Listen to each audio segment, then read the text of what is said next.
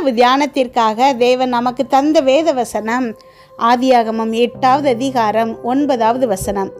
பூமியின் மீதெங்கும் ஜலம் இருந்தபடியால் அந்த புறா தன் உள்ளங்கால் வைத்து இளைப்பாற இடம் காணாமல் திரும்பி பேழையிலே அவனிடத்தில் வந்தது. அவன் தன் கையை நீட்டி அதை பிடித்து தன்னிடமாக பேழைக்குள் சேர்த்து கொண்டான். கிறிஸ்துவுக்குள் பிரியமானவர்களே, பொதுவாக நம்ம எல்லாருமே ஒன்று தேடி அலைகிறோம். அது என்ன அப்படின்னா இளைப்பாறுதல். எங்கேயாவது கிடைக்காதா, யாருக்கிட்டையாவது இது கிடைக்காதா அப்படின்னு அங்கேயும் இங்கேயும் தேடி தேடி அலைகிறோம். லாஸ்ட்டில் இளைப்பாறுதலே இல்லாமல் மனசு ஃபுல்லாக வேதனையோடு இருக்கிறோம். இப்போ உங்களுக்கு நேராக தேவன் ஒரு தீர்க்க தரிசன வசனத்தை அனுப்புகிறாரு. என்ன அப்படின்னா, வருத்தப்பட்டு பாரம் சுமக்கிறவர்களே, நீங்கள் எல்லாரும் என்னிடத்தில் வாங்க, நான் உங்களுக்கு இளைப்பாறுதல் தருவேன் அப்படின்னு சொல்கிறாரு.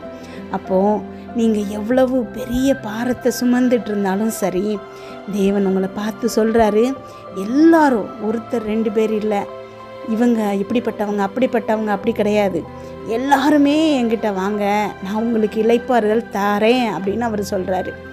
ஆனாலும் நாம் அவர்கிட்ட போகிறதில்ல. அதுதான் நம்ம பிரச்சனை. அவருடைய சமூகம் நமக்கு முன்பாக செல்லும், நான் உனக்கு இளைப்பாறுதல் தாரேன் அப்படிங்கிறாரு. அப்போது இந்த உலகத்தில் உங்களுக்கும் எனக்கும் இளைப்பாறுதல் தரக்கூடியவர் ஒருத்தர் மாத்திரம்தான். அவர் தான் நம்முடைய தேவன். பொதுவாக இளைப்பாறுதல் அப்படிங்கிறது என்ன அப்படின்னா, நம்மளை சுற்றி எந்த யுத்தமும் இல்லாமல் இளைப்பாறுதல்ங்கிறது, நம்மளை சுற்றி எந்த பிரச்சனையும் இல்லாமல் இளைப்பாறுதல் அடைகிறது, நம்மளை சுற்றி எந்த சத்துருக்களும் இல்லாமல் இருக்கிறது பேர் தான் என்னது இளைப்பாறுதல். இப்போது உங்களை சுற்றி நிறைய எதிரிகள் இருந்தால் நீங்கள் யுத்தம் செஞ்சுட்டே இருப்பீங்க, உங்களுக்கு இளைப்பாறுதல் இருக்காது. உங்களுக்கு ஏதாவது ஒரு நோய் அப்படிங்கிற சத்துரு இருந்துச்சுன்னா, கடன்கிற சத்துரு இருந்துச்சு அப்படின்னா உங்களால் இளைப்பாற முடியாது. குடும்பத்துக்குள்ளே ஒரு சமாதானமே இல்லாமல் இருக்கும்போது உங்களால் எப்படி இளைப்பாற முடியும்? ஒரு பெரிய பிரச்சனை மலை போல் உங்கள் முன்னாடி நிற்கிது, நீங்கள் எப்படி இளைப்பாற முடியும்? ஆனால் தேவன் சொல்கிறாரு, உங்களால் இளைப்பாற முடியும். எப்போ அப்படின்னா, நீங்கள் அவர்கிட்ட வந்துட்டீங்க அப்படின்னா. இப்போ அவர்கிட்ட வந்துட்டீங்கன்னா உங்களுக்கான யுத்தம் எல்லாத்தையும் அவர் செய்வார். உங்களுக்கு சுற்றி இருக்கிற அத்தனை எதிரிகளையும் அவர் யுத்தம் செஞ்சு ஒன்றுமே இல்லாமல் ஆக்கிடுவார். அப்போ நீங்கள் ஈஸியாக இளைப்பாறுதல் அடையலாம். அதை தான் தேவன் சொல்கிறாரு, உங்களுக்கு இளைப்பாறுதல் வேணும் அப்படின்னா என்கிட்ட வாங்க அப்படின்னு. நம்ம இன்றைக்கி வாசித்த வசனத்தில் இந்த புறாவானது எல்லா இடமும் தேடி அலையுது, எங்கேயும் இளைப்பாற இடமே இல்லாமல் திரும்பி பேழையில் அவன்கிட்டயே நோவாக்கிட்டேயே வருது. இப்போ தன் கையை நீட்டி அதை பிடிச்சி தன்னிடமாக பேழைக்குள்ளே சேர்த்து கொண்டானா. அதே மாதிரி தான் உங்களுக்கு இளைப்பாறுதல் வேணும்னு சொல்லி நீங்கள் அங்கே இங்கே எல்லா இடமும் சுற்றி அலைஞ்சிக்கிட்டு பேழையாகிய நம்முடைய இயேசு கிறிஸ்துக்கிட்ட நீங்கள் வர்றீங்க. நீங்கள் வந்தீங்கன்னா போதும், திரும்பி வரணும்னு நினச்சிங்கன்னா போதும், தேவன் இயேசு கிறிஸ்து அவருடைய கையை நீட்டி உங்களை பிடித்து தன்னிடமாக பேழைக்குள்ளே அவருக்குள்ளே சேர்த்து கொள்வாராம். ஏன் அப்படின்னா, கெட்ட குமாரன் மனம் திரும்பி அப்பா கிட்ட வரும்போது அங்கே தூரத்தில் வரும்போதே இறங்கி ஓடி வந்து கட்டி பிடிச்சி கொண்டாடுறாரு. அதே மாதிரி தான் இயேசு கிறிஸ்து உங்களுக்காக காத்துட்ருக்கிறாரு. இயேசு கிறிஸ்து உங்களுக்காக காத்துட்ருக்கிறாரு. நீங்கள் எப்போ அவர்கிட்ட திரும்பி வருவீங்க அப்படின்னு. நீங்கள் வரணும் அப்படின்னு நினச்ச உடனேயே உங்களை கையை நீட்டி அவர் பக்கமாக சேர்த்து கொள்ள தயாராக இருக்கிறாரு. ஜெபிப்போமா? எங்கள் அன்பின் பரலோக தகப்பனே, இது முழுவதும் என்னையும் என் குடும்பத்தில் இருக்கிற ஒவ்வொருவரையும் பாதுகாத்தீங்கப்பா. உண்மை நன்றியோடு துதிக்கிறோம், ஸ்தோத்தரிக்கிறோம். இந்த இரவு வேளையில் எங்களுக்காக நீங்கள் தந்த வசனத்திற்கு நன்றி ஏசப்பா. எங்களோடு பேசியிருக்கீங்க, ஒவ்வொரு வார்த்தைக்காகவும் நன்றிப்பா. இன்றைக்கு அப்பா என்னோடு ஜெபித்து கொண்டிருக்கும் ஒவ்வொரு பிள்ளைகளையும் உங்கள் கரத்தில் கொடுக்குறேன்ப்பா. அவங்க போகும்போது வரும்போது ஆசீர்வதிங்க, அவங்க இருதயத்தின் வாஞ்சைகள் எல்லாத்தையும் நிறைவேற்றுங்கப்பா. என்னென்ன காரியங்களுக்காக இப்பொழுது ஜெபிக்கிறாங்களோ அதிலெல்லாம் அவர்களுக்கு ஒரு வெற்றியை கொடுங்கப்பா. கமெண்டில் ஜெபிக்க சொல்லியிருக்கிற பிள்ளைகளுக்காக ஜெபிக்கிறோம். அந்த பிள்ளைகளுடைய அப்பா எல்லா ப்ரேயர் ரிக்வெஸ்ட்டையும் நன்றி சொல்லுகிற மெசேஜாக மாற்றுங்க ஏசப்பா. உண்மை நம்பி வந்திருக்கிற இந்த பிள்ளைகளை ஒருவரை கூட வெறுமையாய் நீங்கள் திருப்பி அனுப்பாதீங்கப்பா. அந்த பிள்ளைகளுக்கு தேவையான ரேமா, தேவையான வார்த்தை அப்பா அவர்களை சென்று அடையணும்ப்பா. நீங்கள் பர்சனலாக ஒவ்வொருத்தரையும் தொடுங்கப்பா. அமேன். உம்முடைய வார்த்தையால் அந்த பிள்ளைகளுடைய இருதயத்தில் கிரியை நடக்கணும்ப்பா. ஜீவன் உள்ள வார்த்தை பேசப்படும் போது அவங்க கண்கள் காண ஒரு அடையாளத்தை செய்யுங்கப்பா. சுற்றி இருக்கிற அத்தனை பேரும் ஆச்சரியப்படத்தக்கதாக இந்த பிள்ளைகளின் வாழ்வை நீங்கள் உயர்த்த போகிறீங்கப்பா. அதுக்காக நன்றி.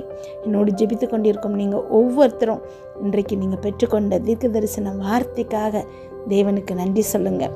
அவர் உங்களுக்கு இளைப்பாறுதல் தாரேன்னு சொல்கிறாரு.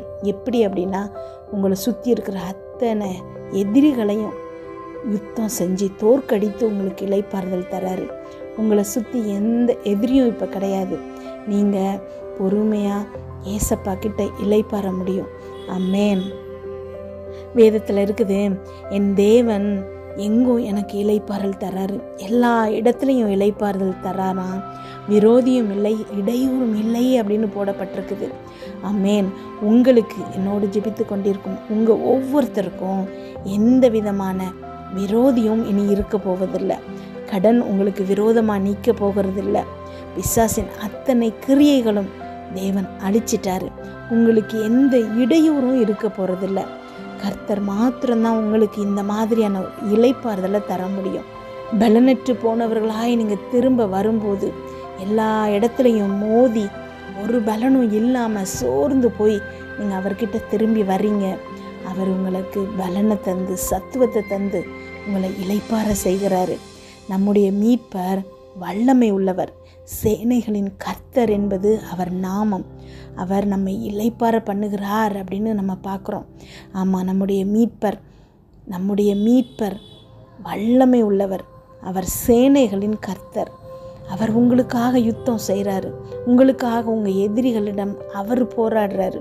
உங்களை இளைப்பாற செய்வதற்காக உங்களுக்கு எதிராக இருக்கக்கூடிய அத்தனை விதமான பிசாசின் கிரியைகளையும் அவர் அழித்து போடுறாரு. ஒன்று கூட உங்களுக்கு எதிராக நிற்க முடியாது. இன்று நீங்கள் பார்க்குற எகிப்தியனை இனி காண மாட்டீங்க.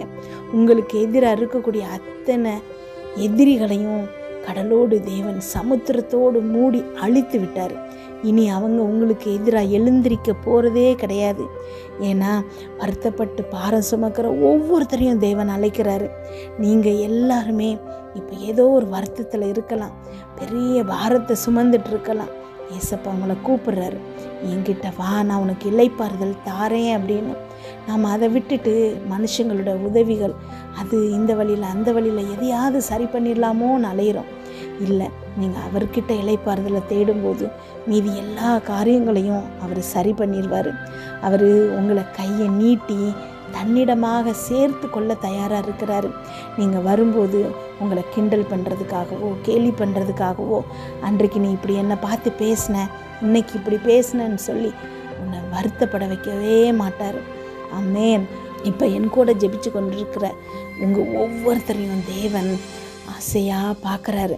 எப்படா நம்ம திரும்பி வருவோம், அவருடைய கையை நீட்டி நம்மளை இழுத்து அவர் பக்கமாக சேர்த்து கொள்கிறாரு. வேலைக்குள்ளே நம்மளை வச்சு பாதுகாக்க போகிறாரு. அவர் நம்ம கூட இருக்கிறாரு, நம்மளை பாதுகாக்கிறாரு, நம்மளை நினைத்திருக்கிறாரு. நீ என்னால் மறக்கப்படுவதில்லைன்னு சொல்லியிருக்கிறாரு. நான் உன்னை விட்டு விலகுவதும் இல்லை, உன்னை கைவிடுவதும் இல்லைன்னு சொல்லியிருக்கிறாரு. உன் அப்பத்தையும் தண்ணியையும் ஆசீர்வதிப்பேன், வியாதியை உன்னிலிருந்து விலக்குவேன்னு சொல்லியிருக்கிறாரு. வியாதி படுக்கையை மாற்றி போடுவேன்னு சொல்லியிருக்கிறாரு. ஆமென். என்னுடைய தழும்புகளால் நீ சுகமாகி இருக்காயின்னு சொல்லியிருக்கிறாரு. இப்போ ஏற்பட்ட தேவன்கிட்ட நம்ம போகும்போது அவர் நமக்கு இளைப்பாறுதல் தாராரு. ஆமென். நீங்கள் ஒவ்வொருத்தரும் இன்றைக்கு ஏசப்பா பக்கத்தில் வந்து அவர்கிட்ட இளைப்பாறுதலை தேட போகிறீங்க. ஆமென். நன்றி அப்பா, ஸ்தோத்திரம் ஏசப்பா. ஒவ்வொரு பிள்ளைகளும் அப்பா உங்ககிட்ட வந்திருக்காங்கப்பா, இளைப்பாறுதலுக்காக உங்ககிட்ட வந்திருக்காங்கப்பா. ஆமென். எல்லா பிள்ளைகளுக்கு எதிராக இருக்கக்கூடிய அத்தனை சத்துருக்களையும் இப்பொழுது நீங்கள் அழிக்கிறமைக்காய் நன்றி ஏசப்பா. அத்தனை சத்துருக்களையும் இல்லாமல் பண்ணுகிறமைக்காய் நன்றி ஏசப்பா. இந்த பிள்ளைகளுக்கு இளைப்பாறுதல் கொடுக்குறமைக்காய் நன்றி ஏசப்பா.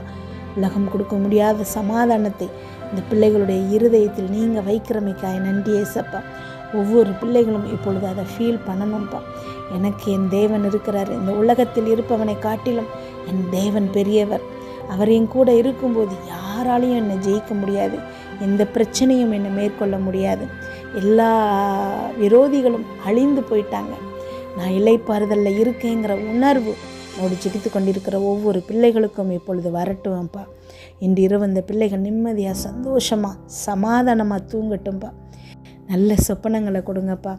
வீட்டை சுற்றியும் இரத்தத்தை தெளிக்கிறோம். அதிலிருந்து புறப்படுகிற வல்லமை எல்லா தீங்கு பொல்லாப்பு பொறாமை எரிச்சல் கெட்ட ஆவிகள் பில்லி சூனிய மந்திரம் செய்வினை பாவம் சாபம் நோய் விபத்து எல்லாவற்றிலிருந்து விலக்கி பாதுகாப்பதாக.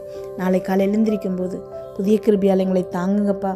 இதை கேட்டுக்கொண்டிருக்கும் ஒவ்வொரு பிள்ளைகளின் இருதயத்தையும் உடைய கிருபையினாலும் சமாதானத்தினாலும் பலப்படுத்துங்க. இயேசு கிறிஸ்துவின் மூலம் ஜெபம் கேளும் நல்ல பிதாவே, ஆமேன்.